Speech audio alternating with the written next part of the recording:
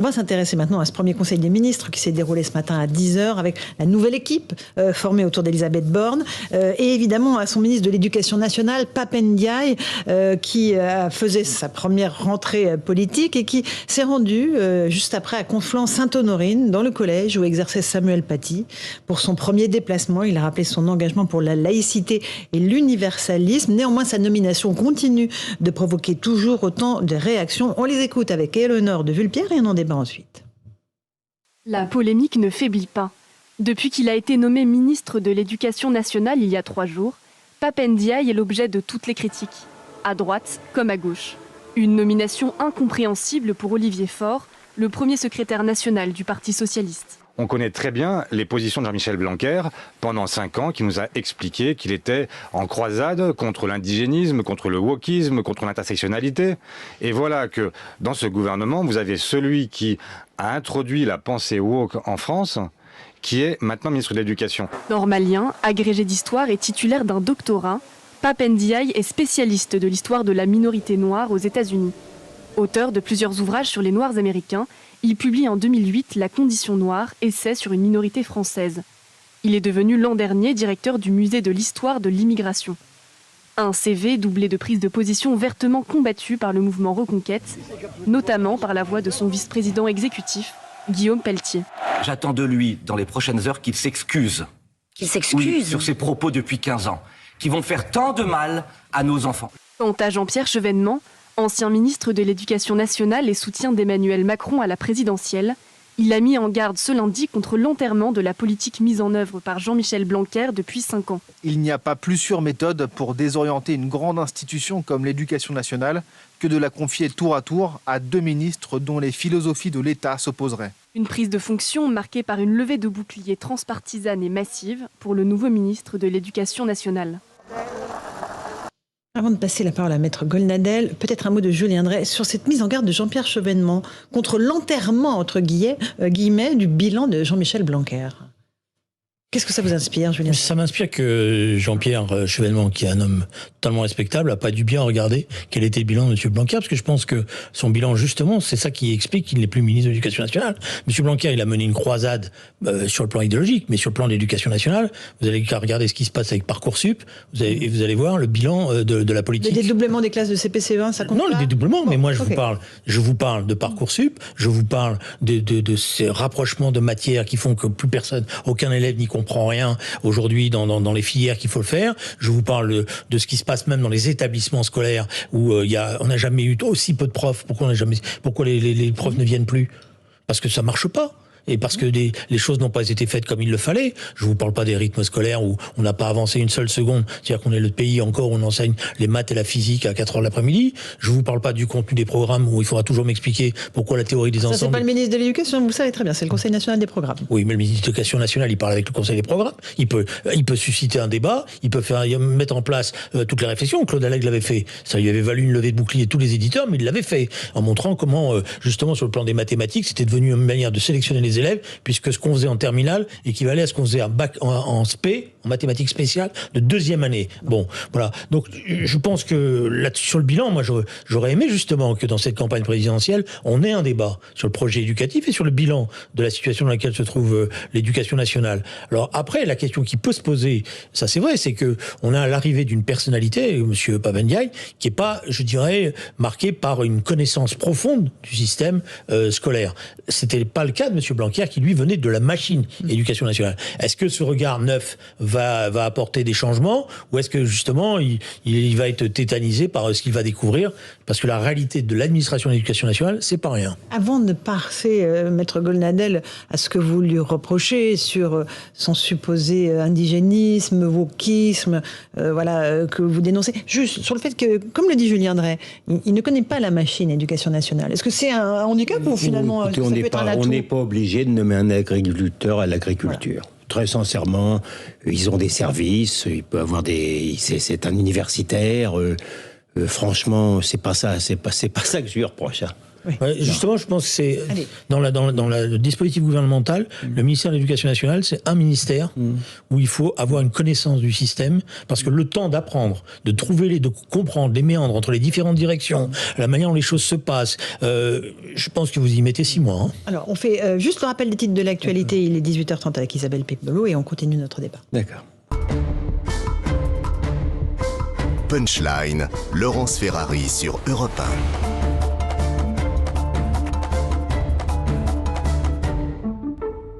On se retrouve dans Punchline sur Europe 1 et sur CNews avec Julien Drey et maître Gilles-William Golnadel. On s'intéresse à Pape Ndiaye, le nouveau ministre de l'Éducation nationale, dont la nomination, on l'a dit, a provoqué quelques réactions. On va surtout maintenant s'intéresser à ce qu'il a dit, ce qu'il a théorisé dans un certain nombre de ses ouvrages avec Thomas Chama. Et puis je vous passe la parole ensuite. Les déclarations faites dans le passé par le nouveau ministre de l'Éducation sur des sujets comme le wokisme, l'islamo-gauchisme ou les violences policières font aujourd'hui polémique. Sur France Inter, après la mort de George Floyd en 2020, un Afro-Américain tué par des policiers aux États-Unis, Pape Ndiaye dresse un parallèle avec la situation française. L'attitude de déni en ce qui concerne les violences policières en France est classique. Il y aurait des violences policières aux États-Unis. En France, il n'y en a pas puisqu'on vous dit qu'il n'y en a pas. Il y a un déni qui commence à s'effriter. 8 mois plus tard, en février 2021, dans une interview au journal Le Monde, l'historien définit le mouvement woke avec bienveillance. Être woke, c'est être conscientisé, vigilant, engagé. La vraie violence est bien du côté des groupes paramilitaires fascisants et non de celui du woke. À quelques jours près, invité sur France Inter en plein débat sur l'université, l'enseignant à Sciences Po réfute tout islamo-gauchisme dans les facultés françaises. Le terme islamo-gauchisme ne désigne aucune réalité dans l'université. C'est une manière de stigmatiser des courants de recherche. Face aux attaques contre Pape Ndiaye, Elisabeth Borne défend son ministre qu'elle considère proche des valeurs républicaines, portées pendant 5 ans par Jean-Michel Blanquer. Maître Golnadel, en quoi est-ce que cet historien, vous, qui a été nommé à l'Éducation nationale, vous pose question? Alors d'abord, je voudrais ajouter à ce qui a été dit, il n'y a pas que ça. C'est un monsieur qui a participé à des camps de non-mixité, donc pour le dire autrement, à des camps interdits aux Blancs. Et c'est quelqu'un également qui considère que la France pratique un racisme structurel. Il faudrait le faire, et avec des violences policières. Il dit qu'il n'y a pas de racisme d'État. Non, mais il dit que ça n'existe pas. Mais qu'il y a un racisme structurel. Donc il faudrait le savoir. Il faut que les ONG qui défendent les migrants le fassent savoir aux migrants qui veulent arriver, qui demandent le droit d'asile, que la France est un pays raciste structurellement, n'est-ce pas, et que les policiers sont des racistes violents. Ayant dit cela, moi très sincèrement, que ce monsieur, d'abord c'est quelqu'un, c'est un universitaire distingué, c'est quelqu'un de très intelligent et de très courtois. Moi, dans le passé, j'ai apprécié certains de ses articles sur les États-Unis. Sauf que j'ai vu son évolution, ou plutôt son involution. La réalité, c'est qu'il a été contaminé aux États-Unis par le racialisme. C'est quelqu'un qui soutient, qui était contre le fait que le dictionnaire renonce au mot race, parce qu'il soutient. Et ce racialisme, il est évidemment dans son esprit pour lutter contre le racisme anti-noir, comme s'il n'y avait qu'un seul racisme. Donc moi, ces positions-là, je ne les connais que trop. J'en ai pris mon parti, j'en fais pas une maladie. Mais quand je vois que le président de la République ou sa première ministre décide, à la place de M. Blanquer, que personnellement, quel que soit son bilan, j'appréciais particulièrement parce qu'il a osé, par exemple, parler d'islamo-gauchisme, et que son successeur prend exactement la position contraire, vous comprenez, en niant même il l'a fait il y a plusieurs mois, oui. C'est pas. Mais alors, ça change. Je vous dis pas qu'il a dit ça hier matin à 9h. Mais ce que je veux dire simplement, c'est que ces positions-là me heurtent. Et il y a encore, pardon, je termine là-dessus. On laissera parler. Je termine en plus. En l'espace de 48 heures, j'ai eu un débat avec mon sympathique contradicteur vendredi. En l'espace de 48 heures, on est passé du déni à pratiquement l'interdit, parce que le déni étant impossible. Maintenant, ce qu'on vous dit, c'est que ceux qui sont contre cette position-là, c'est que l'extrême droite. Il peut arriver d'ailleurs que Zemmour et Marine Le Pen aient raison, mais ça ne serait que l'extrême droite. J'observe, ils ne le disent pas, mais que Mélenchon et Rousseau l'applaudissent à deux mains. Monsieur, donc ça veut pas dire grand-chose. Les positions des uns... Non, mais ça veut dire... Ça fait beaucoup de choses différentes. Pardon ? Ça fait beaucoup de choses différentes. On va juste laisser Julien Drey peut-être vous répondre sur un des points que vous avez évoqués. Oui, mais je voudrais revenir sur la notion d'interdit. Pas de problème, on reviendra sur la notion d'interdit. Julien Drey. On me censure. Oui, on le voit d'ailleurs. Oui, mais c'est vrai. Vous avez une tête... oui. Je me censure. Je prends sur moi. Alors, plusieurs choses. Alors, c'est parce que là, il y a... D'abord, moi j'ai regardé, parce que vendredi soir, j'ai avoué d'ailleurs honnêtement que je ne le connaissais pas, j'avais lu un livre, bon, et je n'ai pas aimé la charge. La condition noire, peut-être. Voilà, j'ai pas aimé la charge a priori, les jugements négatifs qui s'accumulaient de la part contre lui en faisant un monstre. Bon, un monstre indigéniste, wokiste, etc. et tout. Je note au passage, c'est juste une parenthèse, qu'Olivier Faure devrait faire attention, parce que il l'accuse d'être l'instigateur de la pensée woke en France. Ce qui n'est pas vrai du tout. Voilà, donc il faudrait qu'il fasse attention, il faut savoir de quel côté il se situe, mais c'est vrai qu'avec Olivier Faure, on a du mal. Bon, je ferme la parenthèse. Moi, j'ai lu après, et je vais vous dire mon sentiment, c'est que c'est un universitaire à la pensée complexe, et elle est tellement complexe que dans le monde politique actuel, il va avoir énormément de mal. Parce que dans le monde politique actuel, c'est binaire, c'est blanc ou c'est noir, c'est le cas de le dire. Voilà. Et donc, dès qu'il est... Pourquoi ? Je vais vous prendre 3 exemples. L'affaire du CRAN et la participation. Il dit oui, il nie pas, il a été au conseil scientifique du CRAN.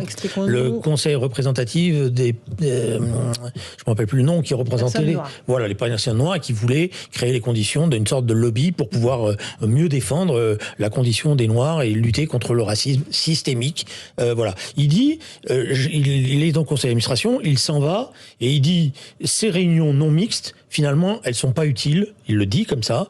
Il dit pas j'ai pas été, ils sont pas utiles parce qu'il faut au contraire avoir des réunions où tout le monde vient pour être plus efficace dans le combat. Vous voyez donc la difficulté. Il a changé ça. Voilà. Sur les races, qu'est-ce qu'il dit aussi ? Parce que vendredi soir, j'ai polémiqué avec le présentateur qui me disait mais il a employé le mot race. Il dit oui, je suis contre qu'on ait supprimé le mot race parce que c'est pas en supprimant le mot qu'on renforcera le combat antiraciste. Donc il reprend pas son compte la notion de race. Vous voyez ce que je veux dire ? Bon, voilà. Sur les dernières déclarations qu'on voit. Je vais vous dire la vérité, c'est que moi j'attends, vous allez me dire que je suis peut-être un peu prudent, j'attends de voir comment il va expliquer tout ça.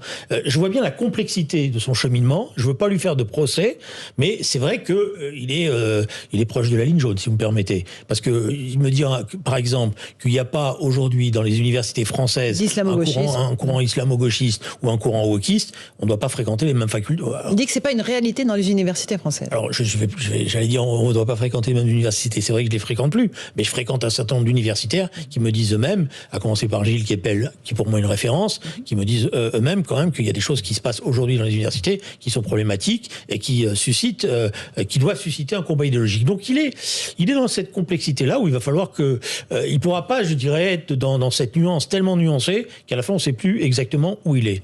Voilà. Et donc il va falloir quand même aussi qu'il s'occupe de l'éducation nationale, parce que ce qui est ennuyeux, c'est qu'il commence par avoir besoin de se justifier sur un certain nombre de choses. Et moi, ce qui m'intéresse, c'est de savoir s'il va réformer le bac, s'il va pas réformer le bac, s'il va réformer le contenu dans l'enseignement pour qu'il soit efficace. La question des effectifs est la question la plus importante. C'est ce qu'il va trouver des profs à la rentrée. Absolument. Parce que c'est quand même ça auquel il va falloir répondre. Alors, il s'est pas justifié pour l'instant. Il s'est juste rendu à Conflans-Sainte-Honorine pour rendre hommage à Samuel Paty, vraiment, encore une fois, en rappelant son engagement pour la laïcité et l'universalisme. Vous voulez rajouter quelque chose, Maître Gonadel, sur la notion d'interdit ? Je reconnais bien volontiers et sans barguigner que c'est un racialiste modéré. Il n'y a pas de doute, c'est pas un excité, c'est pas un agressif, mais pour autant, je considère que ses positions sont intellectuellement détestables. Je considère que c'est infamant de considérer que la France, si accueillante, sans doute à l'excès, pratique le racisme structurel, très sincèrement, et quelqu'un qui dit que Madame Assa Traoré a un discours rassembleur, ne peut pas être totalement considéré comme lui-même rassembleur. C'est pas possible. C'est pas possible. Après avoir dit ce qu'il a dit sur la police française, ça fait quand même beaucoup de choses pour un seul homme, fût-il distingué. Je veux ajouter quelque chose. La notion d'interdit, peut-être. Sur la notion d'interdit. Parce qu'en 48 heures, comme le déni commençait à être impossible au regard de toutes ces déclarations et même de toutes ces actions, alors on a commencé à dire c'est l'extrême droite, le monsieur Beaune a expliqué que ceux qui s'en prenaient à lui étaient xénophobes. Très bien. SOS Racisme a fait encore mieux en disant que c'était la fachosphère qui se déchaînait et demandait même à ce qu'on dénonce d'ores et déjà à l'avance les discours qui viendraient à surgir sur les réseaux sociaux. Autrement dit, la réalité, c'est qu'alors... la vérité, c'est qu'on ne pourrait pas le critiquer parce qu'il est noir. Je ne sache pas que quelqu'un ait osé dire que si on critiquait Zemmour, c'est qu'on était antisémite. Vous voyez ? Moi, la seule chose que je vois, la seule chose dont je sois sûr, c'est que d'interdire à des Blancs de critiquer librement des intellectuels noirs qui participent à des réunions interdite aux Blancs, ça, je suis bien sûr que c'est raciste. Non, mais là, vous êtes en train de franchir le Rubicon, comme on dit. Ouais. Parce que j'ai regardé, parce que moi, quand vous dites des choses, quand on me dit des choses, je prends le temps de vérifier. J'ai regardé ses déclarations, il ne fait pas l'apologie des réunions non mixtes. Il n'y a aucune de ces déclarations où il dit qu'il faut faire des réunions non mixtes. Il dit l'inverse. Il dit l'inverse. Il dit ces réunions-là peuvent, quand il dit ces réunions-là, vous pouvez retrouver les textes. J'ai fait l'erreur. Je reconnais tout à l'heure en partant, parce que je les avais mis de côté, je les ai oubliés. C'est regrettable. Mais je prends date. Comme on a un autre rendez-vous, je reviendrai avec les déclarations et je vous les donnerai. Voilà. Ça, comme ça sur la race, etc. J'apprends qu'il a dit que Assa Traoré a eu un discours rassembleur. Celle-là, je ne l'avais pas encore vue. Mais bon, je suppose qu'on va en avoir droit comme ça un certain nombre de... les unes après les autres. Est-ce que j'ai dit que ça a été bien ? Non, mais on va pas faire Jules Ferry, pas Jules Ferry, Luc Ferry. On va pas faire Luc Ferry. Attends, méfiez-vous, hein. Allez, méfiez-vous. Revenons à nos moutons. Alors après, il y a un débat sur cette histoire, si vous me permettez, je voulais revenir. Cette histoire de structurel ou de systémique. Parce que là, alors là, franchement, vous connaissez l'expression sur, je vais pas l'employer à la télévision parce qu'il y a des oreilles chastes, mais et à la radio encore moins. Et à la radio. Mais franchement, la question est posée. Est-ce qu'il y a des violences policières ? Oui. Est-ce que c'est un système ? Non. Voilà. Est-ce que c'est structurel ? Non, c'est pas structurel. Mais ça n'empêche qu'il y a des violences policières. Donc, et d'ailleurs, lui-même, il a des expressions qui sont ambiguës. Parce que c'est un universitaire. Et quand vous connaissez ces universitaires qui travaillent là-dessus, ils sont prudents, ils font attention, ils sous-pèsent, ils pèsent, etc. et tout. Donc, on va voir la réalité des choses. Maintenant, c'est sur le plan politique sur lequel je voudrais conclure. Ce qui est vrai, c'est que quand on regarde la composition du gouvernement, il y a une inflexion politique. Il y a une inflexion politique nette. Je pense d'ailleurs qu'il y en a certains qui doivent l'avoir mauvaise, si vous me permettez, à gauche, et surtout au printemps républicain aussi. Parce qu'ils ont l'impression qu'ils ont roulé pour un candidat qui a changé. Il y a une inflexion, c'est très net. Le choix qui a été fait, alors c'est un choix certainement aussi en fonction de la lecture des résultats, d'une volonté de déstabilisation d'une partie de la gauche ou de récupérer les loulous des quartiers, comme je l'ai entendu dire par certains responsables de la République En Marche. Là, il y a une inflexion très nette. Et si vous voulez, mon sentiment, c'est que le président de la République, sur le fond, qui a été formé par des grandes écoles, il est plus proche de cela que de la tradition républicaine traditionnelle. Lui, il considère que le système anglo-saxon n'a pas toutes les tares qu'on veut bien lui donner. Et il considère aussi que le système républicain a aussi ses difficultés. Donc le débat va forcément avoir lieu, mais je comprends que l'honnêteté intellectuelle consiste à dire qu'on ne peut pas dire qu'il ne s'est pas passé quelque chose. Un dernier mot là-dessus, après on avance, on parle de... Factuellement, je suis obligé de contredire Julien. Non seulement il n'a pas totalement critiqué les réunions interdites aux Blancs, il a été chèvre et chou, et il a participé. C'est pire encore. C'est pas un crime, maître. Mais qui vous dit que ça n'est certes pas un crime, mais vous comprenez que ça ne me le rend pas forcément sympathique politiquement. Non, mais il a participé au conseil scientifique du CRAN au départ. Non, il a quitté ce conseil scientifique. C'est pour ça qu'il a participé à une réunion. Parce que non, il était invité par le syndicat Sud Éducation, avec lequel j'imagine maintenant il collaborera harmonieusement. Là où je rejoins Julien Drey, c'est qu'effectivement, c'est un coup politique pour piquer un peu de voix à la gauche unie sans se soucier de la réaction de la droite stupidement désunie, et que d'autre part, je suis bien d'accord que quelqu'un qui considère que la France a commis des crimes contre l'humanité en Algérie, qu'il n'y a pas de culture française, que c'est stupide de demander dans les banlieues à un blanc un rapport sur les banlieues, est sans doute plus proche de M. Nguyen que de M. Blanquer. Bon, là, on a eu la totale. Voilà, c'est le dernier mot, Julien. La France a commis des crimes en Algérie. Contre l'humanité. Non, pas contre l'humanité, mais ça change tout. Hein. Oui, d'accord. Mais ça change tout. Oui, je sais. Dans la queue, le venin. Et il faut aussi savoir faire la part des choses. Maintenant, je pense que les semaines à venir vont être nécessaires pour le ministre de l'Éducation nationale pour clarifier les choses, parce que il rentre dans une autre sphère sur le fond. Il rentre dans une sphère qui est directement politique et où il ne pourra pas être simplement dans la nuance et dans la prise en considération des différentes opinions pour faire une sorte de synthèse, ce qui est quand même le rôle en général des universitaires. Et donc on va falloir le juger d'abord sur sa politique en tant que ministre de l'Éducation nationale et après qu'il clarifie les choses. Mais il y a une chose sur laquelle, par contre, je suis en total désaccord, je le dis ici ce soir, ce n'est pas vrai que dans les universités, il n'y a pas aujourd'hui une pression très forte de l'idéologie anglo-saxonne et qui fait régner parfois dans un certain nombre de campus non pas des formes de terreur, mais des formes de dictature intellectuelle. Alors, affaire à suivre, et on aura l'occasion d'y revenir dans Punchline.